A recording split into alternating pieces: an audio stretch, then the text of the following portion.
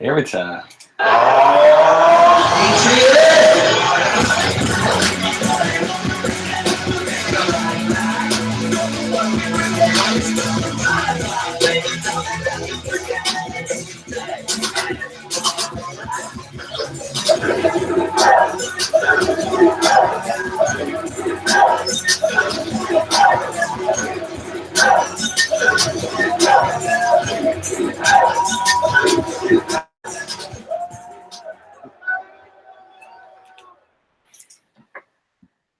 $15.15 now, proud to bring to you the GTS Podcast, Guys Talking Smack, the weekly podcast where we talk about whether Smackdown was a smack up, smackdowner, or a smack in the face. This is your boy EJ the King. It's your guy J.Fields. And Smackdown took place this weekend. Let me see if I can get it right. Uncasville. Uncasville, Connecticut. Home of the Mohegan Sun Casinos. He's reading that, by the way. Yeah. Uncasville. Unicus. Somewhere in Connecticut, goddammit. It was at a casino. Yeah. So before we get down with the rundown, J.Fields, you got a match to watch for? Yes, sir. I almost didn't have one, but then I had to think back. Tomohiro Ishii versus Katsuyori Shibata. Oh my gosh. It's the New Japan Cup semifinals. Of course, we know Shibata went on to win the New Japan Cup. And he's got a title shot coming up against Okada in less than 2 weeks. That's the same match Miller did on RBU. Oh! Well, now you gotta watch it. Yeah. You gotta watch it. I just thought about it. Yeah. You gotta shout out to Ismail. I didn't watch a lot of wrestling this weekend. My weekend was filled with a lot of Call of Duty. The duty called. Because duty called.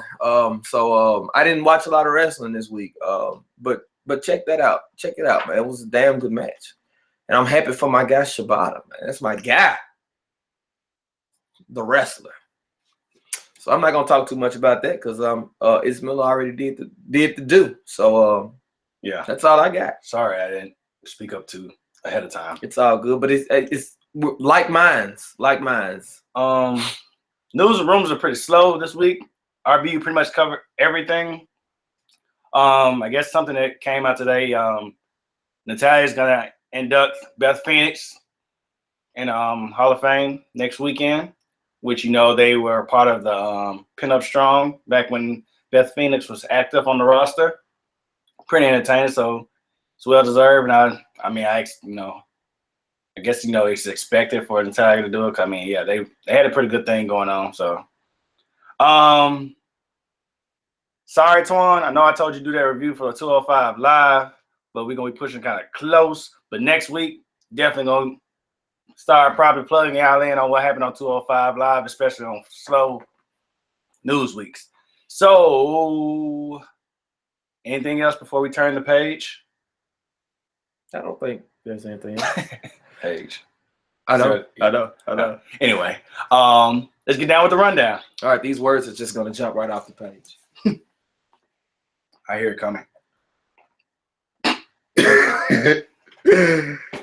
Smackdown took place this week in Uncasville, Connecticut, live from the Mohegan Sun Arena.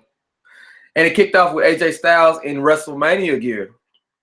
Backstage with Daniel Bryan. He's in Daniel Bryan's office. He tells us basically that he's going to do the same thing to Shane McMahon this week that he did last week as he came in looking for Shane, and Shane hadn't made it to the building yet. He said he's going to beat up Shane McMahon. Hashtag that. Yeah. And following that, AJ comes to the ring as the show kicks off. He comes to the ring and basically says that Shane McMahon put him through a lot. And the reason why he feels better is because he got a chance to put him through a car window. And he just basically just pokes fun at Shane the whole night. The whole promo basically saying that that's why he doesn't feel bad about it, because he put Shane through the same thing that he's gone through, and all the hoops that he had to jump through. He also said that he's untouchable. And the whole reason why SmackDown is successful is because of him. No AJ Styles and SmackDown plummets. It'll never be the same show again. And I fully agree. We need you, AJ. Yes, sir. Don't go to Raw.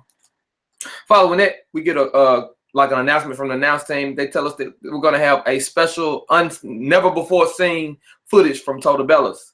So I'm like, okay, that's going to be interesting. Maybe. Maybe.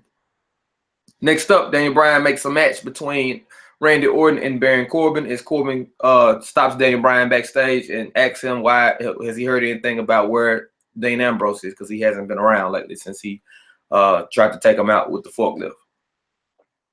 Following that, we got our first match of the night, which was the tag team title match, which is a rematch from last week's episode. We got American Alpha, the SmackDown tag team champions, versus the Usos, in which we crowned new SmackDown tag team champions, the Usos, in a fairly clean victory. I mean, it wasn't. I don't feel it was dirty at all. You know, that straddle. Jason Jordan got straddled on the top rope. Jimmy pulled Jason Jordan's leg on the apron. Yeah. And pulled it against the top rope, and he stumbled in the ring, and then he took totally legal. Totally legal. I mean, we're not gonna go back and watch the footage. No replay. No instant replay. But we crowned new SmackDown tag team champions. Congratulations to them Usos.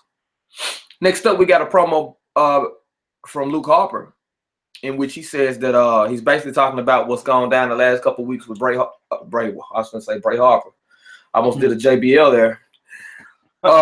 With Bray Wyatt and Randy Orton. He says that Orton basically opened Pandora's box when he decided to burn up the ashes of Sister Abigail, and now Bray Wyatt is more evil than ever, and he has, he's basically unstoppable. But he said that he was going to put an end to that next week, which announces that Luke Harper will face our WWE champion, the Eater of Worlds, Bray Wyatt. Very good promo by Luke Harper. Very good.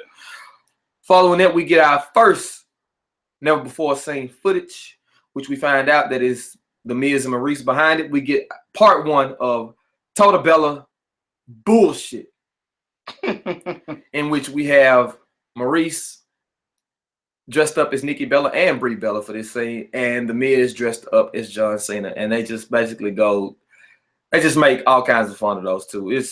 I'm not going to even just really give you the description of it. I just want you, if you didn't see it, go and watch it. You're talking about, like, literally probably some of the most entertaining stuff I've seen in a long time. Yes. Like, the Miz is gold. And Maurice. And Maurice was funny, too. Yeah. Maurice was super funny. Like, they really did that. Cool. Shout out to them. Shout out. Check that out. Next up, we got Randy Orton versus Baron Corbin for the first time ever in a very hard-hitting back-and-forth match between the two of them. Fast forward to the end of the match, we saw Baron Corbin take Orton down, and he was about to try to, finish the match. But Dean Ambrose appeared on a forklift next to the stage and was talking on the mic to distract Corbin, which he turned around and ate a RKO. And Orton saluted him, pinned him 1, 2, 3, and then he got out the ring. And then Dean Ambrose came to the ring and basically said, you wanted a match for the Intercontinental title, you got it. And he pulled Corbin up on his feet and hit the Dirty Deeds, planting him back on the mat again. And then he left the ring to his music playing. Next up, Randy Orton was backstage with Renee Young after his match, basically talking about how he felt about what had happened with Bray Wyatt and how he didn't really see it coming. Then the lights flicker. Renee Young runs out of the camera scene. And then Orton is left standing there. The lights go completely black. And when they come back on, there are probably a dozen men standing around Orton, all wearing sheep's masks. And Orton tries to fight them off, but of course, to no avail. They beat him down, able to pin him down. They have him pinned down. He's unable to get up. And Bray Wyatt appears, and he's carrying a scepter or a wand of some sort. It has a red, so it's a black scepter, I guess you can say, and it has a red symbol on it. He basically, as he's speaking, he starts speaking in tongues or mumbling in tongues, and then he blesses Orton on each shoulder and on the forehead. And then he basically says that now what he did, you thought you were hurting me, but you've made me even more powerful. And that's the biggest mistake you could have made. And then he starts singing, he's got the whole world in his hands, and the scene ends. And that was that. It's pretty creepy.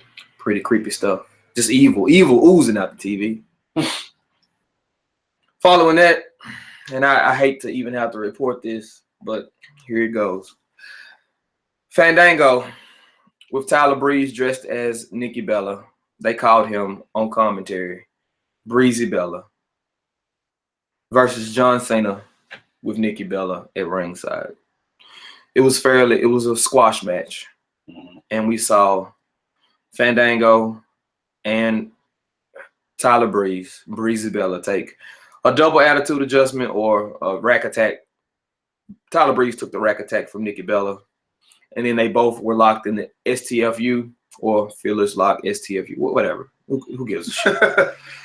And they both tapped out, which led to John Cena winning the match. Next up, Carmella versus Becky Lynch. Before the match could get going really at a good pace, Natalya runs down and interferes. She attacks them both, which leads to Mickie James running down and she attacks Natalya, which leads to Becky Lynch running down and she attacks Carmella. And then Alexa Bliss runs to the ring and she attacks Natalya and Mickie James. Yeah. They all hit their signature moves. Becky Lynch hit a missile drop kick on James Ellsworth, knocks him out the ring. Mick kick to Becky Lynch, and a hard, stiff forearm from Alexa Bliss to Mickie James, which leaves her standing tall. And that's how that moment ends. Alexa, we love you. Our SmackDown Women's Champion stands tall, which further pushes their feud for WrestleMania, their 5-woman match for WrestleMania. Following that, we got part 2 to Total Bella's bullshit. And just more golden, more gold, more platinum, more awesomeness, must-see television. This is, if you thought The Miz was good doing the Ziggler thing, if you thought The Miz was good in all the things he's done since the Dean Ambrose feud, if you thought he was, hitting his stride, then this is why I was excited for this match. This is the very reason why. The Miz, I'm not gonna get too much into it. I loved it. I loved it. Slow clap. Next up, AJ Styles is backstage with Renee Young in the parking lot, and AJ is basically still waiting for Shane McMahon to arrive in the arena. And a car pulls up, and AJ runs up to kind of meet the person at the door, and we get a Heath Slater and Rhino sighting. They pull up in a car. 90 minutes late. 90 minutes late for SmackDown. Like, where the hell have you been? There's literally one more part of the show left. That's why you guys can't be on TV. And the fact that you all are still being pushed as a tag team, like, really? You all should be so far apart. I'm not doing that. Yeah. I'm not. That's not why we're here. Yeah, that's not why we're here. That's not why we're here. All right. And to close out the show, Shane McMahon appears in the ring. Nobody knows how he got there. Like, I guess he snuck in from the side door. He came in through the crowd entrance. I don't know. I don't know how he got there. Came from the Raptors. He came from the Raptors. You felt like the little girl was on that video. She just came out of nowhere. Out of nowhere. It's just Shane McMahon out of nowhere in the ring. And he's on the mic basically calling out AJ Styles, saying that he needs to come to the ring and face him. And AJ Styles, they show AJ Styles slow walking to the ring. He goes through the gorilla position. He comes out and he basically says, hey, Shane, hey, I've been thinking about this. I'm really sorry. I've had a lot going on. It's a lot of stress and pressure. This is a big time of the year at WrestleMania. I apologize. He says, you know what? As he's walking to the ring, he says, I'm going to get in the ring. I'm going to look you in the eye. I'm going to apologize, and I'm going to shake your hand. As he does so, he drops the mic. He gets in the ring. Before he can get his leg in the ring, in through the rope good, Shane McMahon, in heel fashion, attacks AJ Styles. And they begin to brawl. AJ Styles goes to the outside, gets knocked outside the ring by Shane McMahon. Shane McMahon chases him. AJ Styles gets the upper hand and hits a snap suplex into the barricade.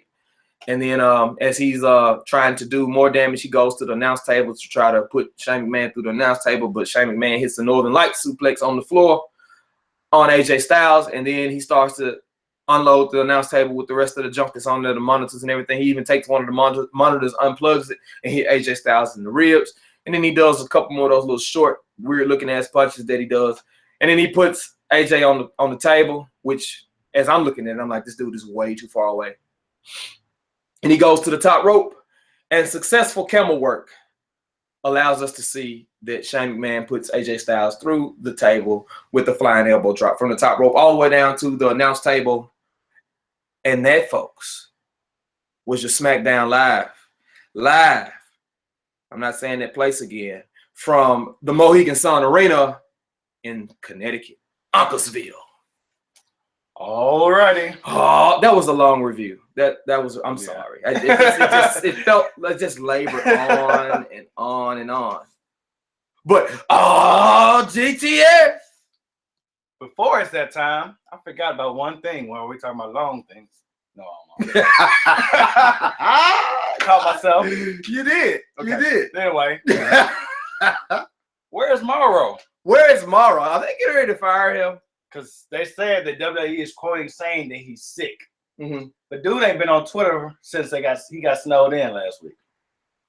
And I mean, like, dude usually retweets something like every day. You know, he hasn't done anything. Now, I meant to ask BK or Twan, was he even on 205 Live? I mean, I understand if he ain't on SmackDown. He was sick. They said he was sick on SmackDown. Okay, well, they said that he wasn't. Morrow's not here tonight. He's sick. Because when I saw Tonga, I was like, damn it. Yeah. But yeah, I just it's strange. Where's Morrow? We need Morrow. More Morrow. But other than that, hashtag where is Morrow? Yeah. Hashtag where is almost Morrow? Like Waldo. That's what I thought of it. Somebody should just put the hat on him and put the glass. Well, he got the glasses on already. Yeah. It worked. It writes itself. It writes itself.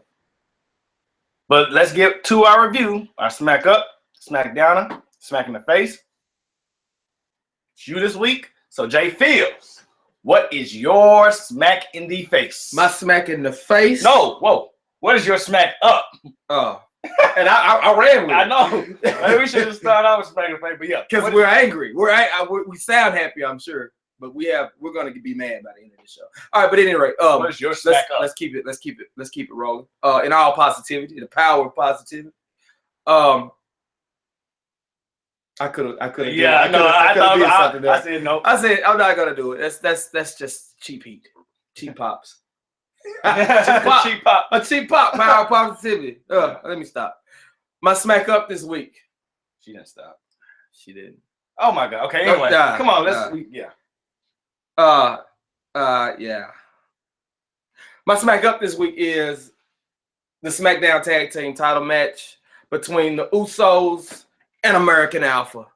And there is first one of the night on the road to WrestleMania. Here we are, 1 week out, a hot tag. Yes, sir. Hot tag. So we'll tag in. And how apropos. Yeah. SmackDown Tag Team title match and a hot tag. Let me just start off by saying, this is how you book American Alpha. This is how you book them. Not necessarily to lose, but what put American Alpha over, what allowed them to be successful in NXT. It hit me last night. Mm-hmm. I said, you have to give these guys time. And I'm not going to talk too much about it because I want to really kind of pick your brain later on in the Let's Talk Wrestling. Because I have a more broader question, not just look, but they're going to be a part of it. But this is how you book people. You have to give. We're at a point right now where you have to give wrestlers time. Mm-hmm. You have to. And with them being new, crowd not fully behind them yet. You know, if you're not hardcore, watch everything WWE. 205 Live, NXT. If you're not watching just everything that WWE produces in ring, then you're going to have to kind of slow build a team like American Alpha. They can't just come in and just run through everybody. Samoa Joe, he's been doing this for a long damn time. He can run through the whole damn roster. It'll be accepted. Mm-hmm. Brock Lesnar comes and goes. He can run through the whole damn roster. Kevin Owens, when he first came in, he was able to, kind of run through the roster because they're known people. It's understood. You can't take these clean-cut baby faces and shoot them to the moon and expect the crowd to just be like, you know what, I'm cool with it. It doesn't work.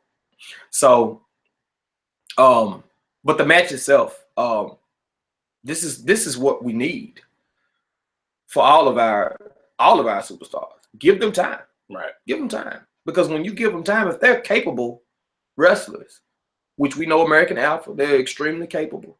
And we damn sure know the Usos can have the best match on the card any night against any tag team because they've been doing it for years and years. This is how you present the tag team division. And it was much needed, much. I'm glad they had the time. They gave them the time that they did because it gave both teams an opportunity to shine. Both of them got in offense. Even in the comeback sequences, they didn't just rush right to the finish. There was still other stuff that they included that you don't normally get since they've been a part of the tag team division. Hot tag. Pretty well said. I'm just gonna touch base on some of the match. Like I said, I think once again they popped the match out of nowhere. I don't think anybody knew they was gonna have a title match tonight. Did you? Last night, did you? And it was kind of strange, when they announced it, but like I accepted. I was like, whatever, cool, whatever. Give them something to do. And maybe they heard what we said last week, like, it was the main event, but it didn't feel like it because the focus was on Shane. You know what I'm saying? Right, so this time it was just to focus on them. And then the title's on the line too, so it just intrigued me a little more. But that match was so back and forth. It was at times where I thought it was gonna end, and it didn't. Like I thought the Usos was gonna get the first pinfall, but they kicked out. Then when American Alpha hit the high altitude, whatever, the crowd started booing. Did you hear it? Yeah. Yeah, the crowd was very loud and vocal that no, we don't want to see y'all win. Right. And when he kicked out, or when they broke up the one of the Usos pulled Jordan, I think. Jordan out of the ring. And that's when they did all that, throw him to the barricade, and Gable went over. And, it was just everywhere. That match, the moonsault, like, it kind of makes me, a little upset because, like, we could have had this in Mania. They could have easily been top 5 match of the night. You know what I'm saying? And I'm going to say top 3 because, there's still some good candidates in there. But right. But there's a lot of crap on there, too. Yeah. So it's like highly possible. Yeah, it's highly possible.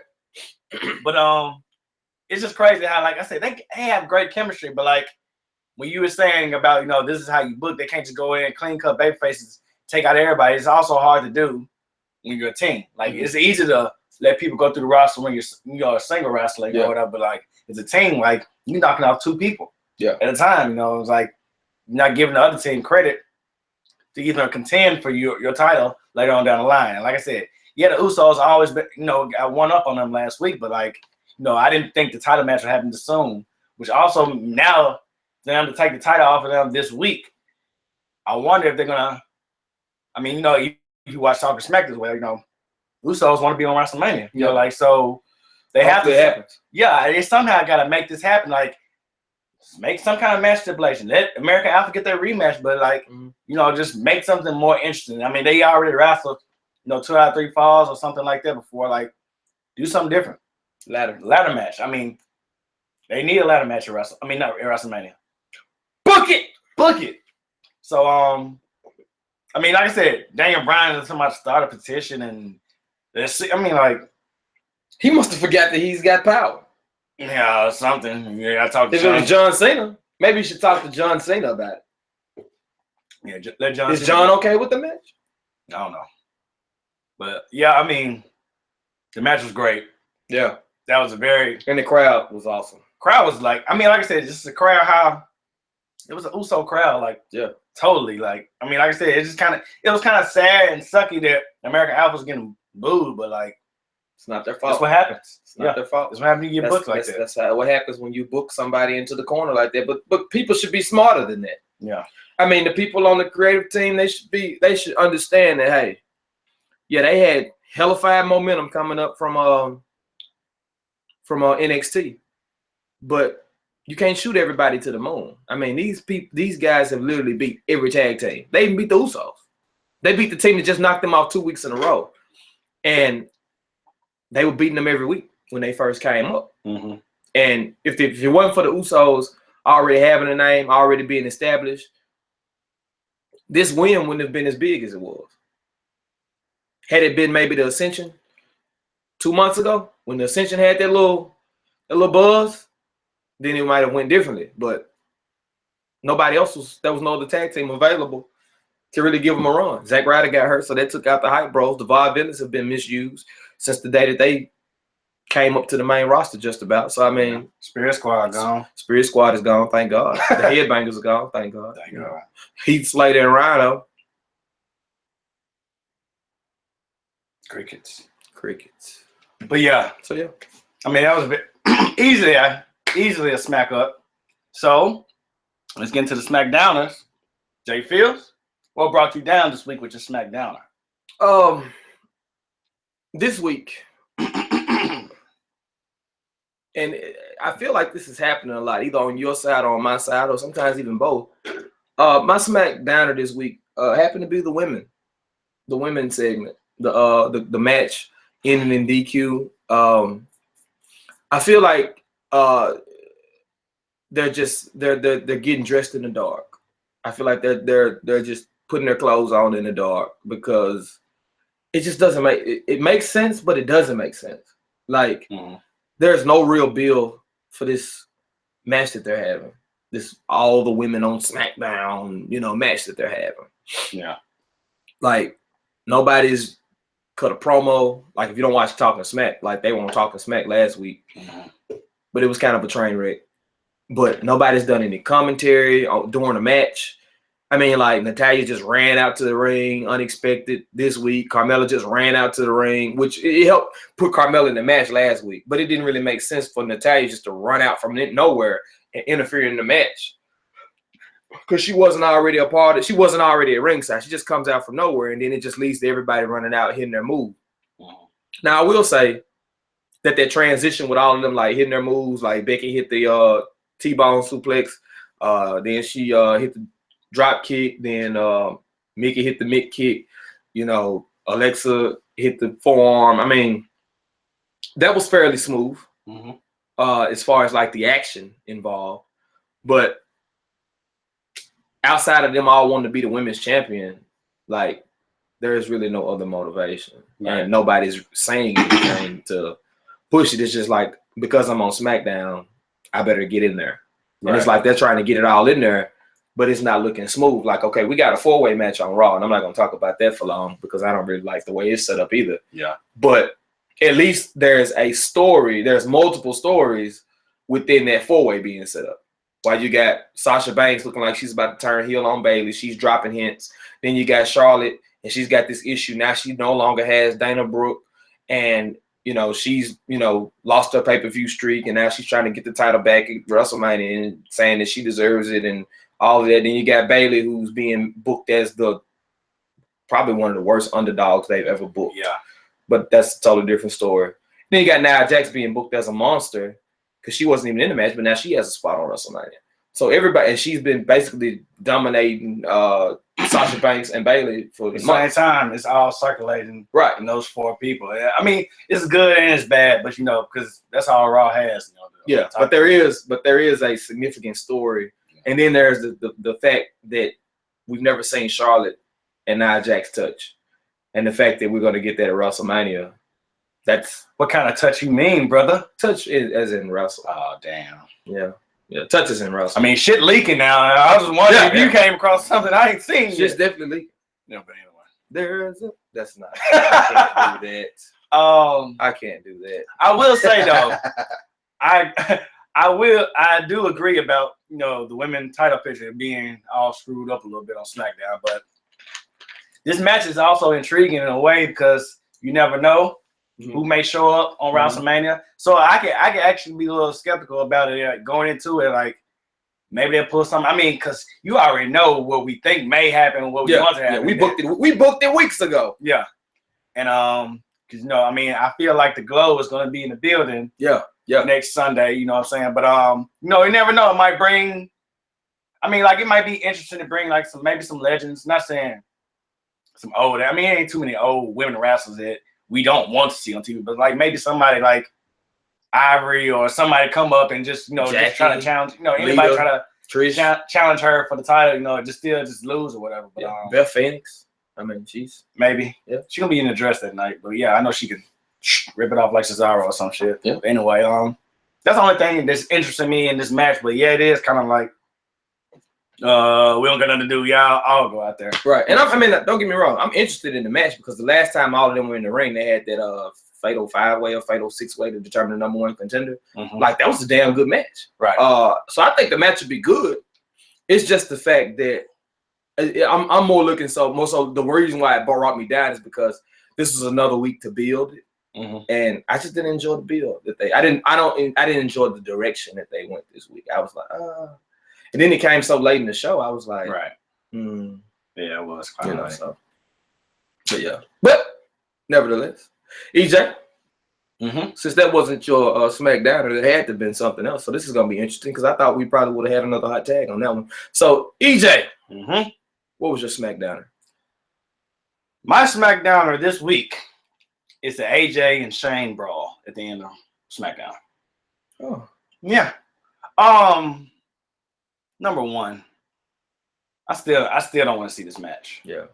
That's the main thing. So, anytime the segment comes up with AJ and Shane, I'm automatically not in the mood. It's pretty much like I don't want to do it, But nevertheless, AJ had a pretty strong opening promo. On SmackDown, which I loved. And it also made me feel like maybe Shane is gonna pull the swerve on us and say, "Oh, you're not fighting me. You're fighting this guy or somebody else." You know what I'm saying? Just for a small window, I thought that maybe it's gonna pull a swerve. Maybe they know that we don't want to see this shit, and they're gonna actually try to please the fans. But I was wrong. But I just got happy about nothing. Yeah. Like I wanted that. Yeah. I mean, that would have been a perfect opportunity to pull that swerve. Like, oh, yeah, you accept the challenge because you think it's me. No, it's not me. It's dong. That would have been awesome. I mean, but anyway. Oh man, it didn't happen. Now I'm depressed. Now I'm depressed. Anyway, then you have Shane, call out AJ, and AJ is apologetic.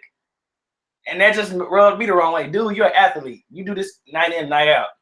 This old-ass dude in the ring calling you out, who's supposedly supposed to be injured, got his head thrown through a window, barely can walk.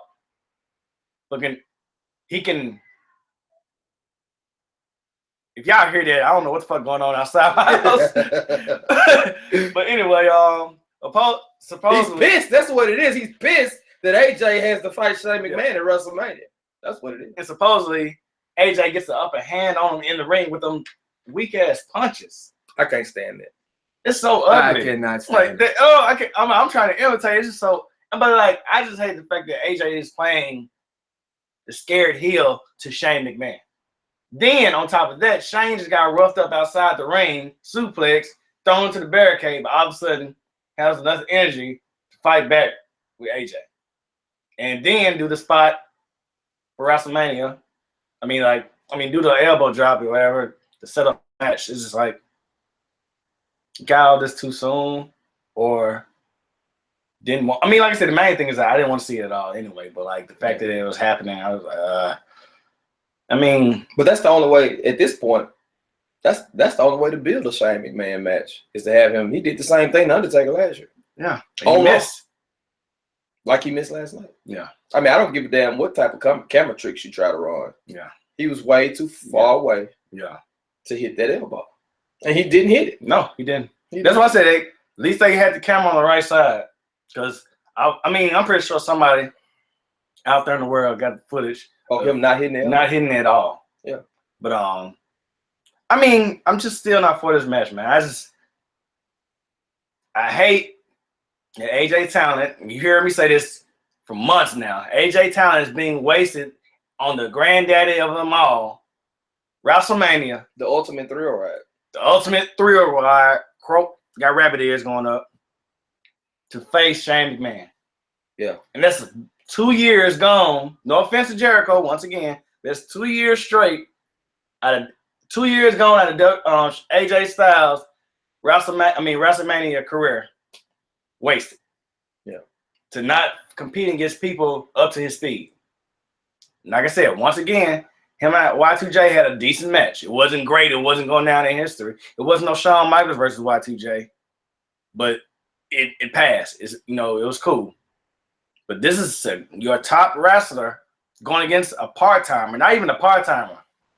It's a street fight on top of that. Like, what? I mean, I'm done. That's my Smackdown. You don't even want to talk about it no more. I agree. I'm probably not as agitated as you are about it, but I am agitated. I mean, basically everything you said was right on the money. I knew that he was gonna have. I knew that AJ was gonna have to sell for him, but this just goes back to what I just literally said about the bill for WrestleMania. Like, I'm just not enjoying the road this year. Mm-hmm. Normally, the road to WrestleMania is way more. Yeah, I can't wait. But like, this just feels like a. This feels like a regular old pay-per-view. It feels like in your house. It feels like we're on the road to in your house. And on top of that, man, it's like I made this point a while back as well, even before AJ lost the title. But like, you think about it, 75% of the WrestleMania matches that are booked right now just got booked about 2 or 3 weeks ago.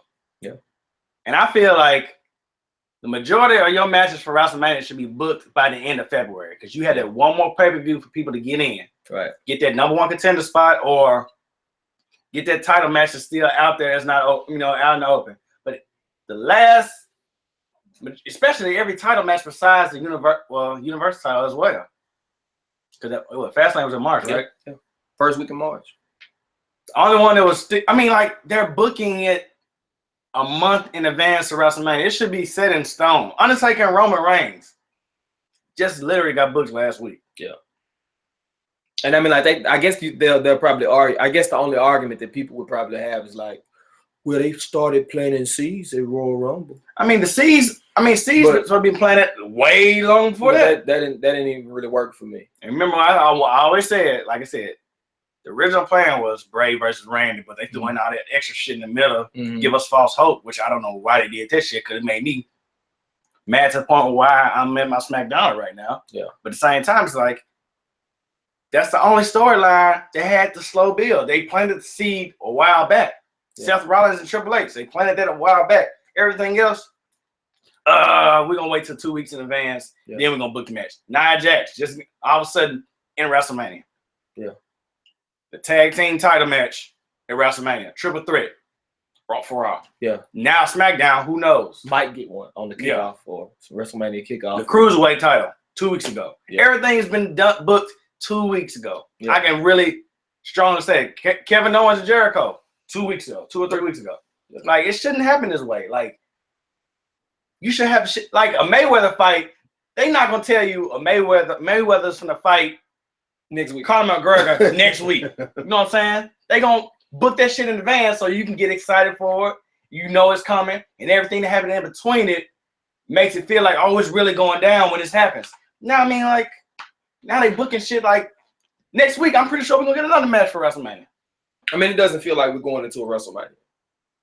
I mean, this is the first time, and I don't know if it was because they threw those 2 extra pay-per-views or those 2 pay-per-views in between, or if that hurt it. But if they could have just did a super show, a Raw super show or a SmackDown super show or something like that in between Royal Rumble, and they could have done a SmackDown super show and a Raw super show and kind of had some big matches in between it.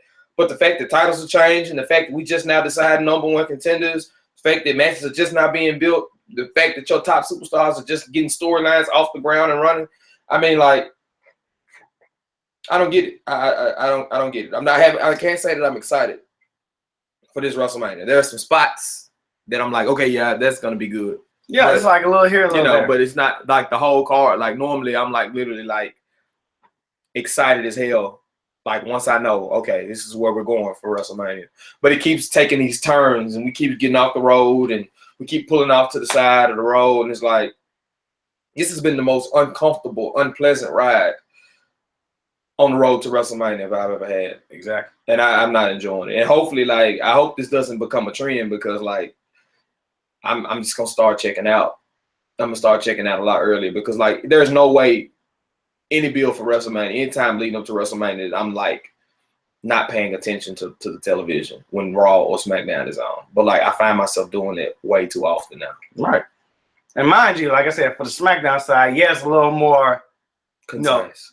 It's a little more, put together better than Raw. But at the same time, it's like I said, officially, you got Shane versus AJ now. It just happened. When you have AJ, I mean, like I said, I understand what they're doing. Because you also used to have Braun out there that doesn't have a match.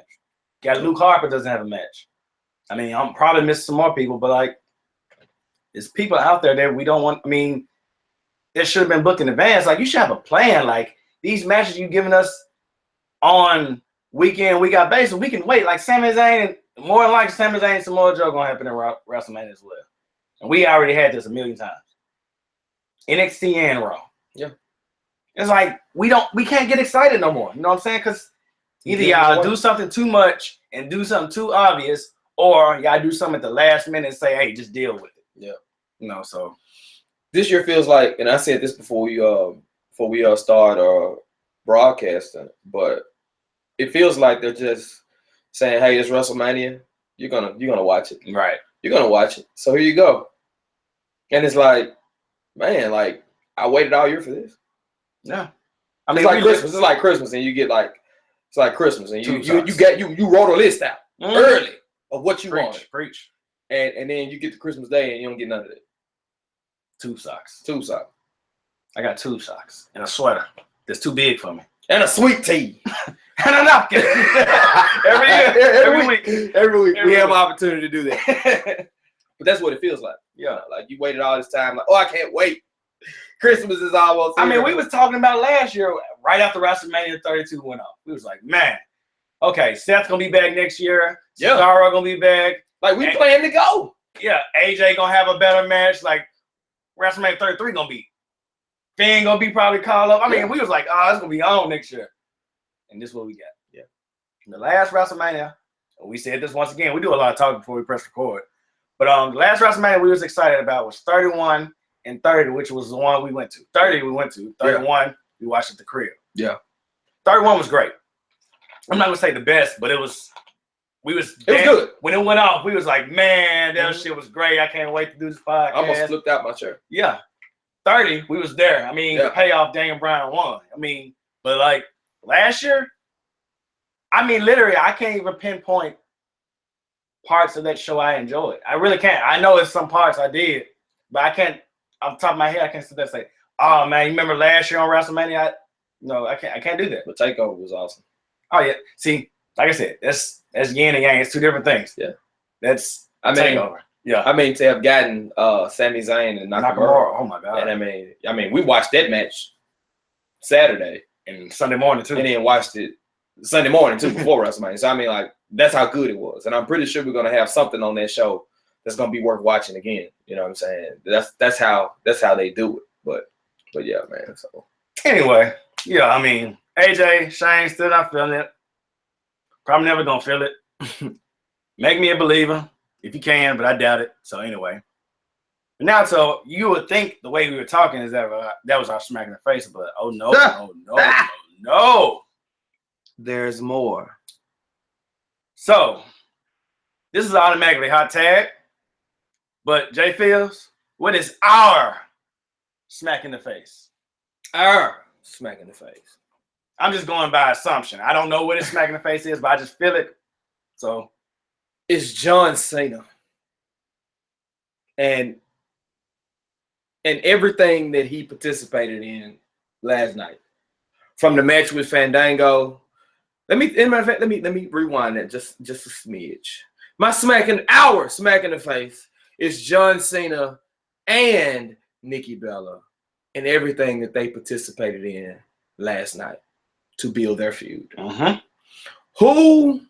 Let me start with this. Whose idea was it to give Breezango, who we never see, some television time and have Tyler Breeze dress up as Nikki Bella? And then, not only that, then to have this dude have to sell for Nikki Bella. That's just awful, dude. Then not only to have to sell, but then to have to tap out to Nikki Bella. That's just, sir, your services would be so much better utilized in ROH. Maybe you're just doing it for the check, Tyler. Maybe you're just happy to be there. Maybe you just saying, hey, Mom, Dad, I made it. Mm-hmm. You know, I'm on the big show. But, dude, your services, your talents could be so much better utilized in ROH, in a New Japan. Southpaw Wrestling, goddamn. I mean, anywhere. Anywhere. Southpaw Regional. That single moment. I mean, you go from in the ring with Tyson Kidd, Neville, Balor, Hideo.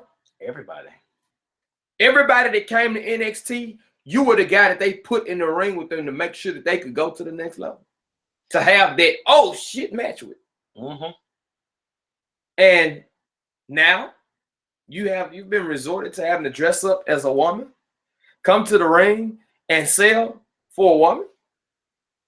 Now, I mean, let me be honest. I don't want this to turn into a male versus female thing because I mean Ellsworth took the drop kick from Becky Lynch earlier in the night. That's a drop kick. But that served its purpose. Right.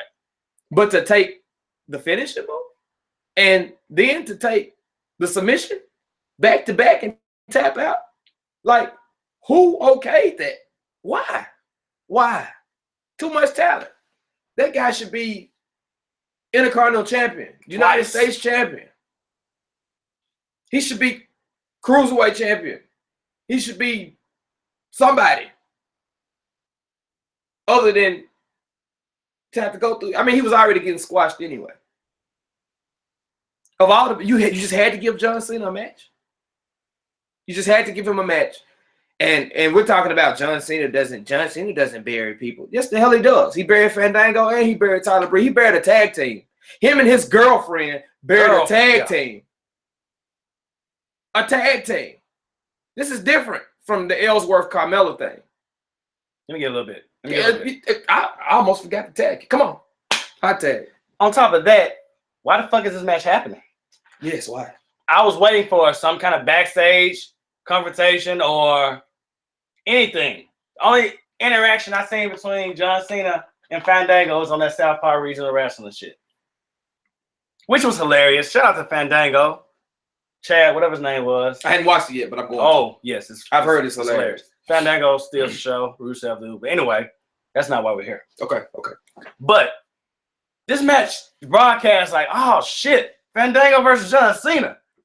Let's go. Like, why does this match happen? Number one, you said, does John Cena have to have this match? But he also, on top of that, it wasn't even competitive. No. At all. Squash. And it's just to further irritate me more. He should have just been off TV because I ain't doing nothing but making him look good. He's not doing anything to help the people coming up. Constantly. And like I said, back to your thing about Tyler Breeze. Dude, you are way too fucking talented to be doing this shit. I constantly said that in my head a million times. Dressing up as a girl and tapping out. He should have been, I mean, so when she grabbed him, he should have been like, watch out, little bitch. Kick it out the way. Like, yo, I mean, like, I'm just saying. Like, how can you come back from that? You can't. You can't. I mean, he took a spear. He took her best move. Oh, I forgot about the spear. Spear, best move, submission move. He took all of that. He took 3 back-to-back moves from Nikki Bella to put over Nikki Bella. That's what you're gonna do on this side of the feud to build for your match with Maurice and Miz. That's what you did to further the feud. Squash a whole tag team. What did Miz do? What did they do? They had a creative, entertaining, outside the ring. It wasn't just an interview in the ring. They did a parody of John Cena and Nikki Bella. And it was hilarious. And like BK said, every time the Miz and Maurice make you interested in this whole little feud and storyline, John Cena and Nikki Bella completely pull the rug from under you and say, nope, this is about us. It's about us. So with that, let's move a little further into this. So that was just on Smackdown.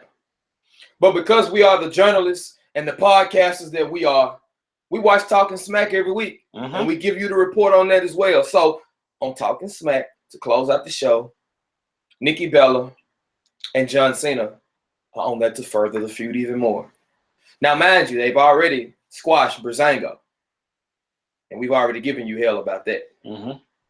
But now they go on to the show to discuss what happened early in the night. Nikki Bella starts the conversation out. And it's like, well, it was funny, but, you know, I'm just not, basically to sum it all up. She goes into this long spiel about how it's all about empowering women and how she hates to see women knock other women down and take shots at other women because there's enough success for all women. But I want my own sister to die in the womb. But continue. Yeah, that's what she said. And I mean, now you're all about empowerment. Like that's not how you like. And it's almost like that same John Cena. She's John Cena woman version. She's Janie Cena. Now, because now you're going to get away from the fact that this is freaking wrestling, people. It's wrestling. So now we want to talk about all this be a star stuff now. We want to talk about all the stuff that we do when that little kid sitting out front, you know, with no arms. It's like, come on, man. This is freaking wrestling. Little kids with no arms. Like, that's what we're doing now? Like, that's what we're doing to completely throw an ice cold bucket of water on the fact that you just got owned? Every time you get owned, you got to refer to some real world incident. Well, you know, there are people in the world that don't have food. And, you know, I never take food off of somebody's table because, you know, everybody deserves to eat. Like, come on. Like, no, we don't want that. We don't want that. And give us a real storyline here.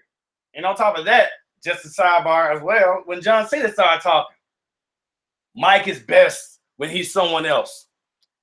You're ripping off Daniel Bryan's moveset, Chris Jericho's gimmick, being in movies and all this type of stuff. He's better being somebody else. So you're telling me we're supposed to not like him because he's playing a character on wrestling. So we're supposed to fall in love with his real who he is for real outside of wrestling. It's like they were trying to sell the fact that like the Miz is great as what he does. Like he puts on entertainment. He is must see. He makes us interested to see what's going on next week or the following week or what's going on now. Right. So the fact that John Cena trying to pull jabs at him saying like he always plays a part of being someone else and calling him by his real name. Yeah, his name is Mike, but he is the Miz. Right. And that's who we are, you know, paying attention to. This is a character that we're buying into. It is a character. It's a wrestling show. Majority of the people there is not the same person once the lights go out and the rings put up. And the crazy thing is, like to piggyback on it, John Cena must think he's the realest person ever. Like he must think he's the realest wrestler ever. Like he's the most down to earth. He's the coolest guy ever. Like, dude, like nobody cares. Nobody cares. And but Renee and Daniel Bryan are the guys, and I'm like, oh, I just love when he talks and he opens up. Like, yeah, I didn't like that part either. He's like, that made me feel like I'm just show like that. It made me feel like I'm crap. Daniel Bryan, at this point, sir, you are crap. You're a former world heavyweight champion. You stood in the ring against John Cena and called this dude a parody. You know what I'm saying? Like, let's not even play the game like, you know what I'm saying? Like, all of a sudden now, like, you're so below John Cena. John Cena's the best promo ever. He's the best wrestler ever. Like if that's what corporate's telling you to do when your contract is up, you need to go and leave anyway. You need to leave anyway we can find the real Daniel or the real Bryan again, because what you're doing now, like you're not being very legit, because I don't remember the Daniel Bryan that I cheered for and bought all your damn t-shirts being such of a kiss ass. Man, so much. But yeah, when John Cena tried to break that real moment, looking to the camera and telling me, you know, everything on my shirt is representation of me. That's who I am. What you are is nothing. You're fake and all that blah, blah. I mean, like, we don't need that shit. You trying to downplay their whole, basically, whatever they did on that Total Bella bullshit thing, you're answering back with, I'm not going to stand up to bullying. I want to bring everybody up. It's hustle. I mean, like, when I say rise above the hate, it's just not a catchphrase. Like, get out of here, John. Get the fuck out of here. Get out of here. I am so tired of hearing it. I don't want to hear it no more. And the thing about it is that everybody that you've gone up against in the last, 4 years, in the last 3 years, everybody's been taking shots at you. People been taking shots at you for the longest. The Rock took shots at you. CM Punk took shots at you. Daniel Bryan took shots at you. Everybody has been taking shots at you, and you keep on saying, everybody keeps coming after me, and it must mean that, I'm great because people are always coming for you. Like, no, that ain't what that means. It means people are tired of you, and you need to change it up. Like, just be different. Like, you want to be the real John Cena, and we want you to be a character. Yeah. On a wrestling show. Be a character. Hulk Hogan was a character. And he didn't have a problem doing what? Changing it up. Changing it up. And he gave us, 3, 4 more years that we didn't even know Hogan had. It's Hollywood Hogan. Came back to WWE, gave us more Hollywood Hogan. Eventually went back to the red and yellow. Which was cool. Which was cool. We got to see him get dragged on a motorcycle by Undertaker. And that was hilarious. That was hilarious. Shout out to whoever put that video up. Yeah. But, come on, man. Even your greatest good guys go dirty. Even your most beloved turn on the crowd at some point. We grew up in Memphis. Jerry Lawler is by far, still to this day, 68 years old, probably one of the most beloved people in the city of Memphis. But they booed Jerry Lawler in Memphis many times. Mm-hmm. He was a heel in his home city many times. But the people still bought tickets. The people still came down to the Coliseum. And if they cheered him while he was a heel, oh well. If they booed him while he was a heel, oh well. He took shots at the crowd. He called them hillbillies. He did all kinds of stuff. But at the end of the day, here he's 68 years old, 40 years in the business. People in Memphis still love Jerry Lawler to death. People in the South, people all around this world. I can't even just limit it to the South, but people all around the world still love Jerry Lawler. But he didn't just play the good guy the whole time. He had no problem being the bad guy. And took a chance with it. Right. They were running, that was his money. They kept the promotion in Memphis running. He was just trying to change it up. Change it up. Yeah. And here we are. Hogan changed it up. Everybody did. Everybody has changed it up. Shawn Michaels changed it up. Stone Cold Steve Austin, which was probably one of the worst heel turns in history. Yeah. But he changed it up. And hell, let's not forget the biggest flip-flopper of them all, the Big Show. That dude's changed sides so many times. Let's be honest. Yeah. He's probably had 18, 20 heel turns. And Mark Henry coming for that number too. Coming for that shit too. Mark Henry's had plenty of heel turns. Even now, face turns, heel turns. Randy Orton face turn, heel turn. Like, people have been on the good side, bad side so many times. That's what we expect after a while. We don't just want people to be good. Hell, look at Sheamus. Sheamus is loved now. Yeah. People love Sheamus. And he's a good tweener too, because he's still an asshole, but he's an asshole in a good way. Yeah. Like, I like Sheamus again. The Usos. Perfect example. And they started as heels. So, he started, and like I said, you remember Cena started. Even though he's a prototype, whatever the fuck you want to call that shit. CM Punk started as a heel. Daniel Bryan was a heel face. We could go all day. But the point is the fact that John Cena thinks we want the real John Cena. He thinks the business wants the real John Cena, and that's all that he wants to talk about.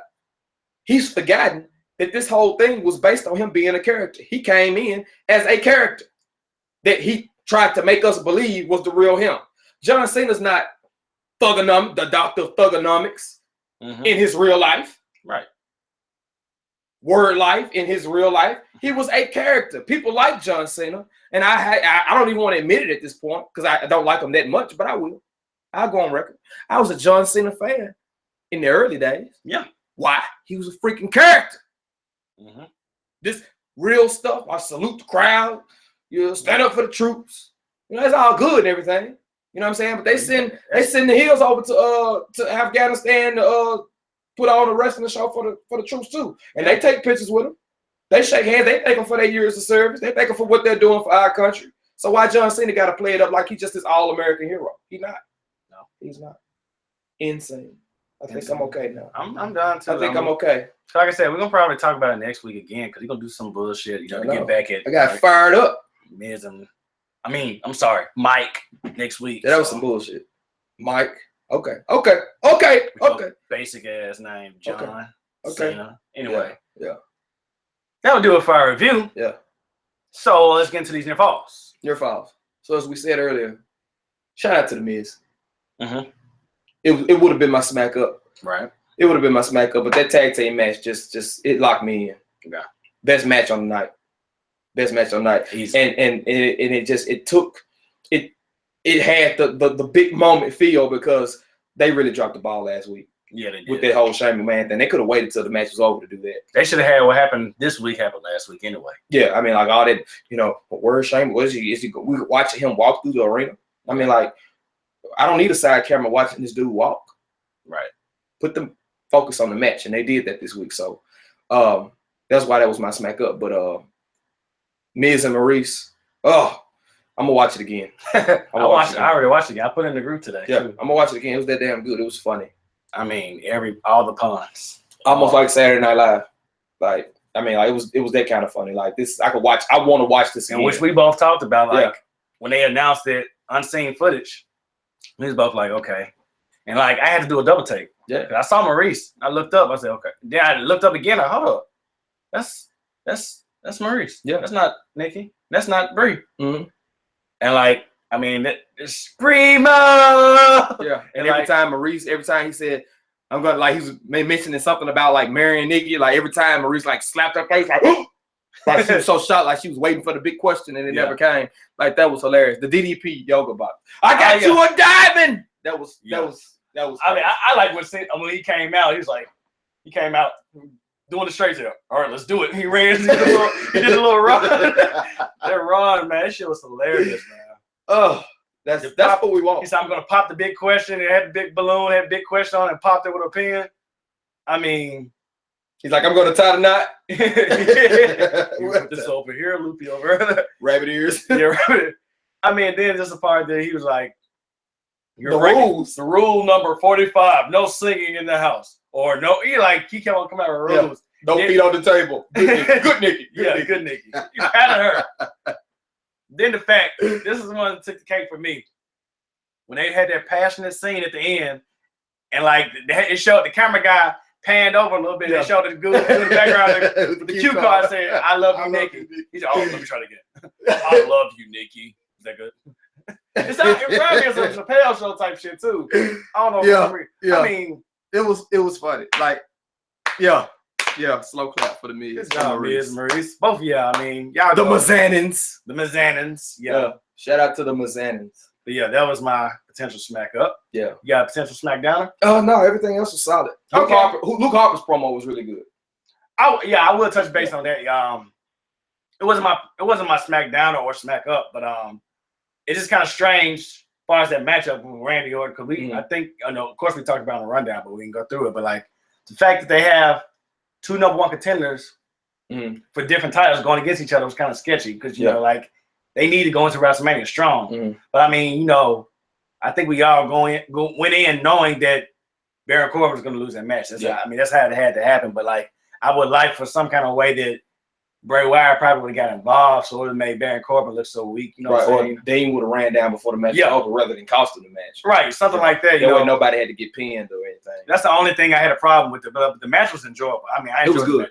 The match. And two big guys, throwing licks. Like Corbin took the quick power slam. Orton took the deep six. I mean, like, and the stiff punches from he throws one of the best punches today. Yeah. Like I still have to say that Corbin throws a damn good punch. Yeah. So I enjoyed that match too. My eyes were locked on the screen because I had never seen it before. Right. But other than that, I mean, just a lot of pluses.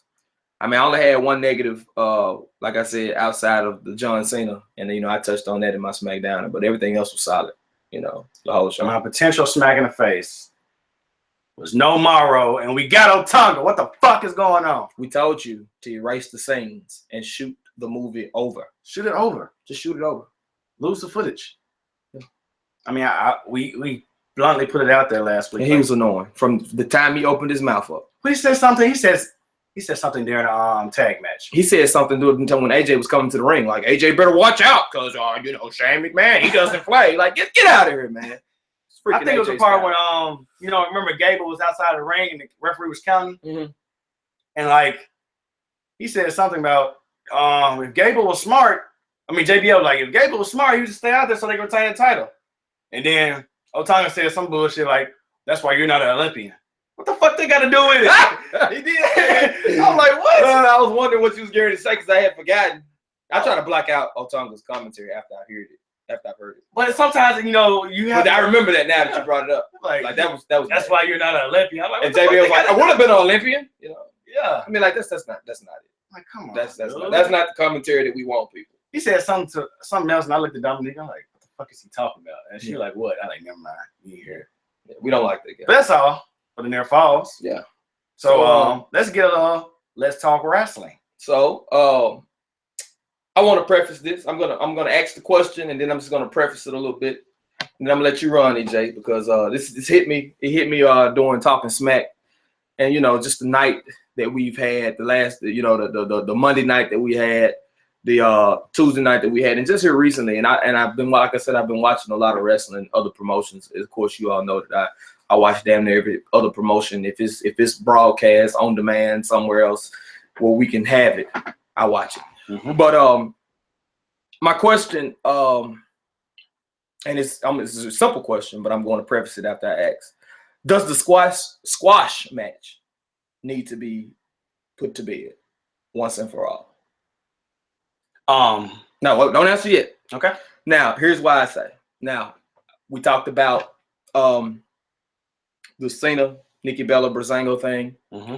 We talked about the booking of how you should book American Alpha to ensure that they get over. And we watch NXT every week. And we've seen how they've booked their champions, how they've booked the next star coming in. And there hasn't been, we don't get those because they give everybody adequate time. Mm-hmm. We don't get those boom, boom, boom, quick matches over with unless it's somebody that they have yet to develop yet. But if it's somebody that they're establishing, because in NXT, everybody's being established. And if you're on the main roster, you should be established. Mm-hmm.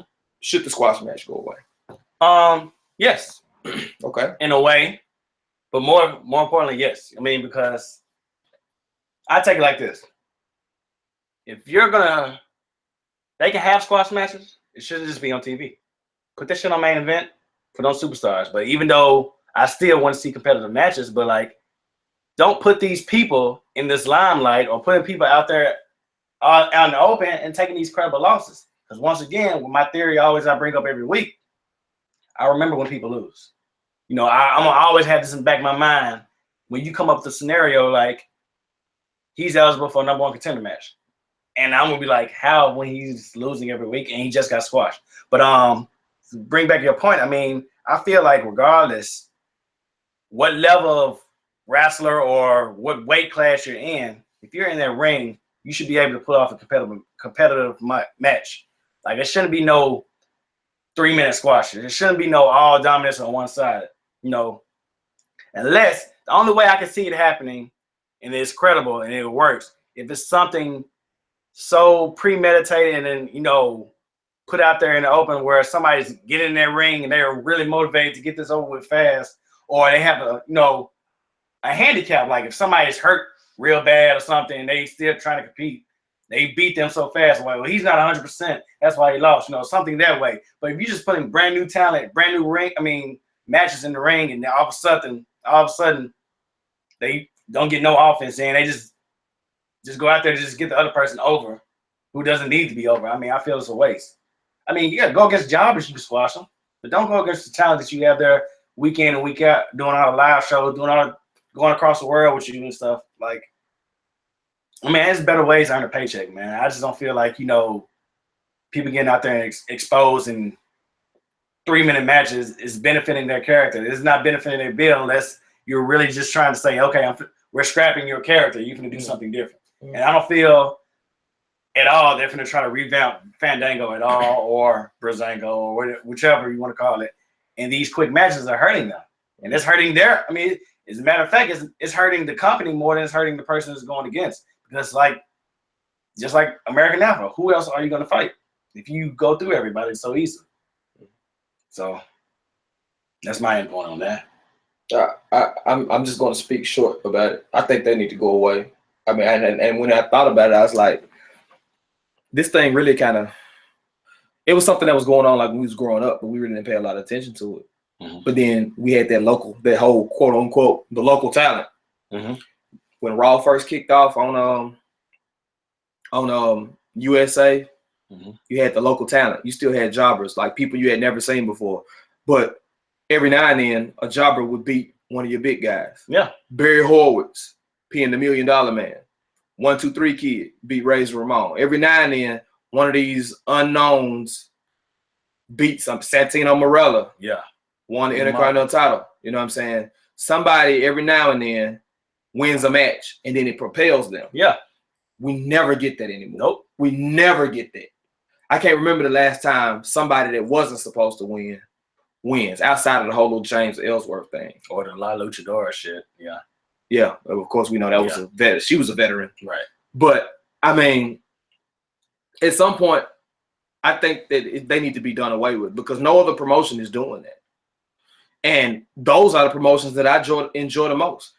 I mean, like I said, I believe last week, I said Progress is becoming my favorite promotion because everybody from the bottom of the card to the top of the card for 2 hours and 30 minutes nobody's a jobber. Mm-hmm. There's no, I know he's going to kick his ass. You really don't know which way the match is going to go. Mm-hmm. Nobody's just dominating anybody. Everybody's back and forth, putting on great, well-told stories mm-hmm. in the ring. Nobody's just getting eliminated immediately. After their music is done, boom, one quick move and it's over. Like, you get 3 hours of television. Mm-hmm. You have time to put on a really good match. You got time to put on really good matches.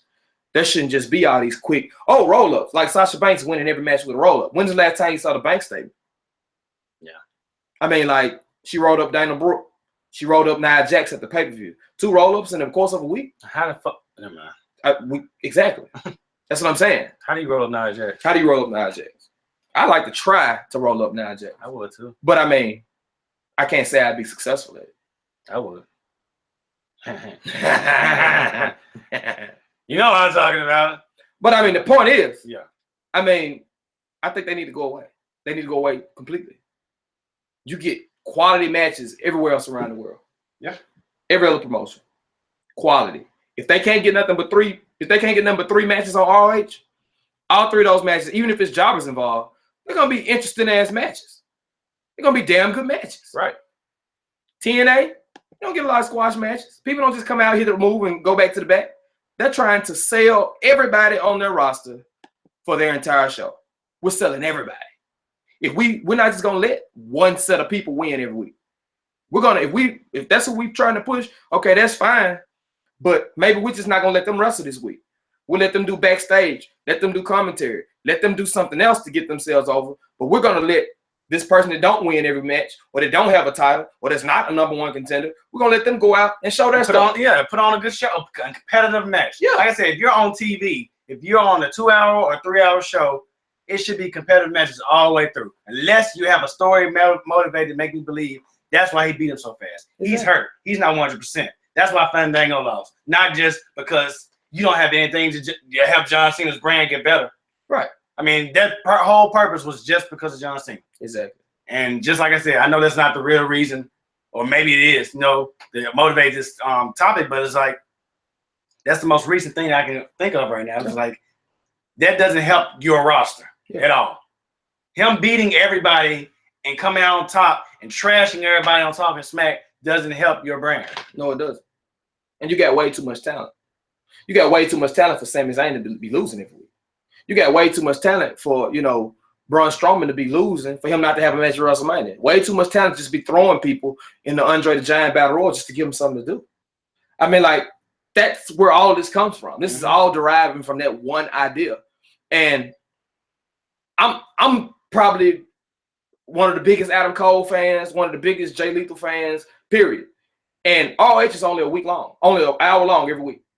It's only an hour long every week. And I love to have a Jay Lethal match every week on ROH. But they're not going to give it to me.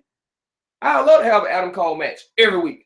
For NXT, I love to see Bobby Roode wrestle every week. I love to see Eric Young. I love to see Roger Strong in a match every week on NXT. But they're not going to give it to me. The Revival, give me them every week. That's how big of fans I am of all of them. but they're not going to give it to me because there are other people that deserve the time in the ring. Exactly.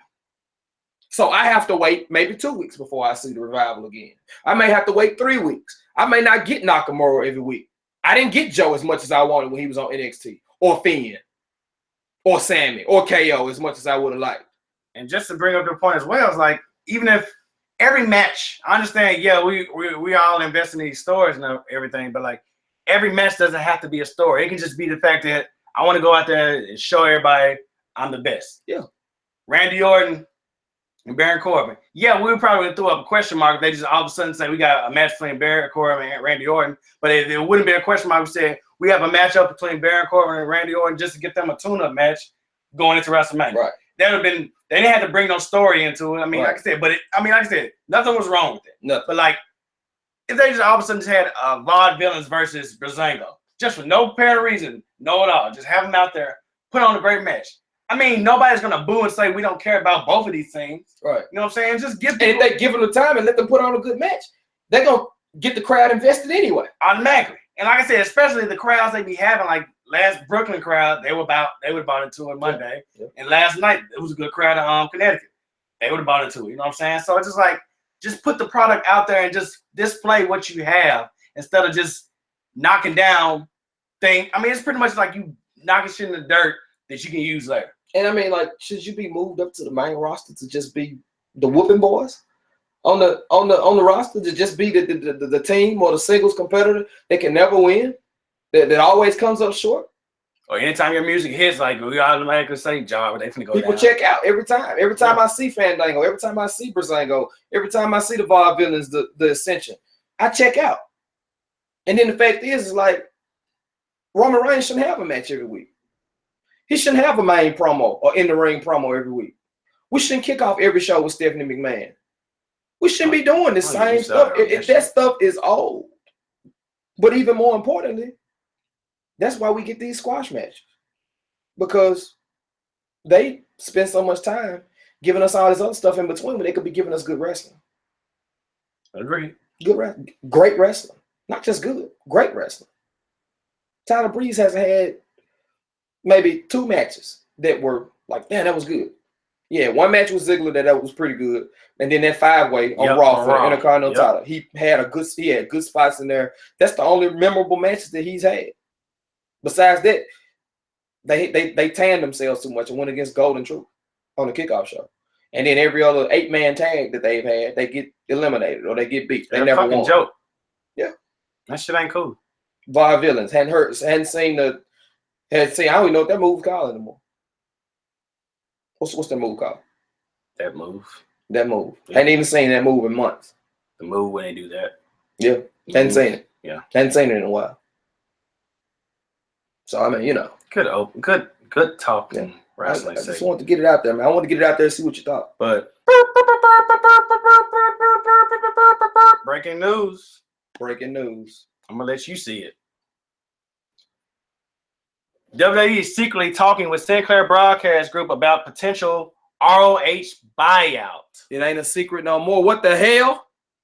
No. Which will show weekly shows of ROH on the WWE network. I know It's Miller is probably flipping over desks. No. Yeah. This is breaking news. Shout out to Sterl. As you can see, as you can hear, It's Miller. Not It's Miller. J.Fields is not happy about this. And yeah. This just in. You can't push the people you got. Oh, man. But it's just, would they have control? I sure as hell hope. I think they just want to show it. I think they just want to show it. I hope that's all it is.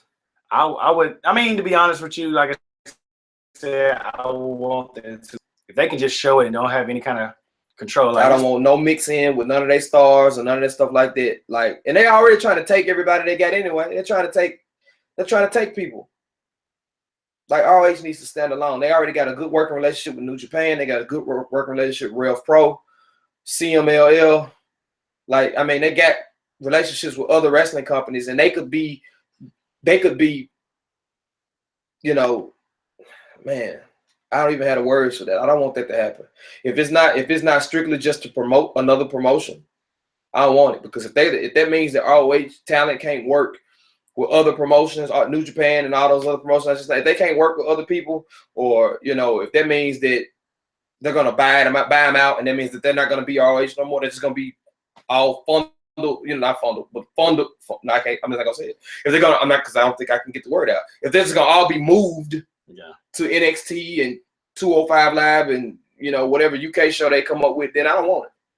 Well, they're saying, which I'm digging a little further, they're saying that the talent wants higher pay, and Sinclair can't really afford it. So this would be a way of WWE compensating the pay for the roster they have. But also, I feel like if they do that, WWE gonna want something in return. It's gonna be another EC freaking W again. Yeah. You know what happened with that? Paul Heyman. They let Paul Heyman. They funded money to keep ECW going. And then when they decided they didn't want to do that no more, they pulled the plug. Do you know who the last ECW champion was? You talking about with that silver belt? Ezekiel Jackson. That was your last ECW champion. With the silver belt. That'll do it for our podcast. So you just yeah. I need to go. I need to leave right now. Gotta go right now. Yeah, I mean, I found that out about 30 minutes ago, but I had to wait, Oh, man. Yeah, but that'll do it for our podcast this week. I'm sorry we had to end it on that sour note for the people who are huge ROH fans. But check out our podcast next week. Maybe we have a little something brewing up that we may throw on everybody at the end of the week to get y'all prepared for our next podcast. The next podcast will be the Going Home show, leading into WrestleMania, the ultimate thrill ride. Yeah. Woohoo! Yeah. But be sure to check out RBU. Great episode. They touched base on the Page incident. It was pretty good and entertaining. You gotta check that out. If you don't know what the Page incident we're referring to, where have you been? I don't even know what to tell you. But check out them and check out what they thought of that crappy ass Raw they had. It was pretty entertaining. I mean, anytime they have a bad Raw show, I always look forward to hearing what Sterl and his Miller say, because it's very entertaining. And they pretty much express everything I feel. So it kind of helps me cope with the way I feel. And I don't have to feel that way. Alone. Yeah, alone. But check out RBU once again. Check out Equal Opposites. Check out MWT. Lace them up with my boy Calvin. And I forgot the other guy's name. Don't charge to my head. And another thing, to the iHeart Wrestling page, shout out to the iHeart Wrestling page. The numbers are constantly going up. We're constantly gaining new members to our group. Hey, where you at? Say something. Say hello. We see you. We see you joining the group. But get involved in the conversation. You love wrestling just like we do. I know. We love to talk about it. Anytime I get a notification on Facebook that I heard wrestling, I'm excited to open up and see what's going on. I'm trying to say, I probably do more of that. Just iHeart Wrestling page. Like every time I get a post, I'm probably doing that more on Facebook than I am anything else. Yeah. I mean, once this video goes up, comment on the show. Comment in the comment box on the video. Let us know what you think. Let us know if we was wrong about something. Let us know what you liked about the show. I mean, give us your smack up, smack down, and smack in the face. I mean, get involved. Because next, when we go live, we really want y'all to get involved with the questions and answers and everything. So just do that. And subscribe on the YouTube, man. I can't stress that more long. I mean, I can't. We have over 100 people in this group and it only have 17 subscribers. That don't add up. I'm just saying. I mean, I ain't no mathematician, but that don't add up right. I said if I give you 17% of a pizza, he's still hungry. Think about it, huh? But check out all the other podcasts. Studio Flow, they're doing a review of Rick Ross' album, which is pretty dope. So do all that, man. The album is pretty dope. What you talking about, the album or the show? The album. The show's dope. And the album. So it's gonna all be dope. Okay. Dope everywhere. Yes, sir. Yeah. So dope. Yeah. So but that would do it. And until next week, this is your boy J the King. It's your guy J.Fields. And we are out this biatch. Holla.